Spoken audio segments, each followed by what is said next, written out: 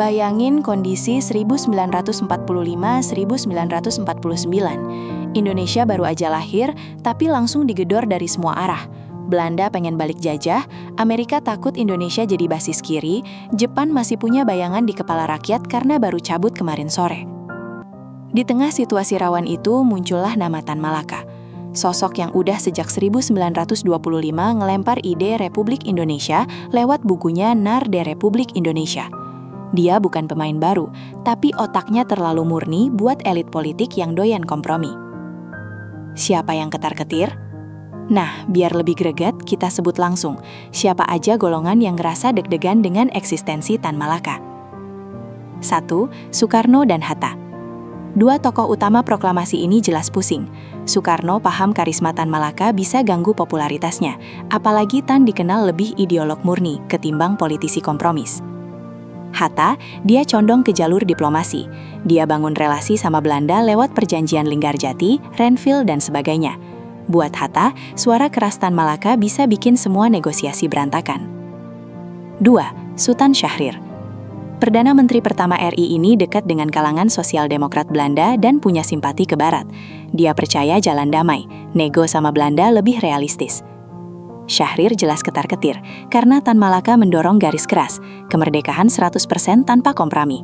Itu langsung tabrakan dengan strategi politik Syahrir. 3. Amir Syarifuddin. Ironisnya, Amir juga kiri, bahkan lebih dekat ke PKI, tapi dia dianggap pro-Soviet, sementara Tan Malaka bawa gagasan kiri yang nasionalis banget, nggak tunduk ke Rusia atau PKI internasional. Rivalitas ini bikin Tan bukan cuma dimusuhi kalangan pro-Barat, tapi juga sama-sama disingkirkan oleh kawan kiri yang beda garis. 4. Golongan elit pro-Barat. Banyak pejabat sipil dan militer awal Republik punya jalur ke Belanda atau bahkan Amerika. Mereka butuh legitimasi internasional buat ngamanin posisi. Nama kayak Muhammad Rum, tokoh negosiator Linggarjati, atau militer muda yang pengen dukungan logistik Barat, jelas risih sama retorika anti-kompromi Tan Malaka. Kenapa Amerika dan Belanda ikut main? Belanda jelas takut sama Tan Malaka karena dia paling keras menolak perundingan. Tan nggak pernah percaya sama meja bundar atau Linggarjati. Buat Belanda, orang kayak gini bahaya karena bikin diplomasi mereka mentok. Amerika, sejak Perang Dingin mulai, Washington sensi banget sama tokoh yang punya label kiri. Tan Malaka, dengan background di Rusia dan gerakan buruh, langsung dicap too red to handle. Jadi, dari sudut pandang Barat, Soekarno masih bisa diajak kompromi, Hatta masih bisa negosiasi, Syahrir bisa jadi jembatan, tapi Tan Malaka, dia ancaman langsung. Kalau ibarat kata mah, Soekarno itu ketua geng karismatik yang bisa bikin semua orang ikut. Hatta itu bendahara, pintar nego sama geng tetangga biar dapat jatah aman. Syahrir itu diplomat yang jago ngomong halus. Tan Malaka, dia anak liar yang langsung nyeletuk. Ngapain lo kompromi? Gas aja, ribut sekalian kalau perlu. Ya wajar kalau semua pada panik. Bukan karena Tan salah, tapi karena suaranya bisa bikin geng pecah dari dalam. Konspirasi yang menggulung. Dari sini, masuk akal kalau ada deal diam-diam antara elit pro-Barat dengan pengaruh Belanda Amerika buat marginalisasi Tan Malaka.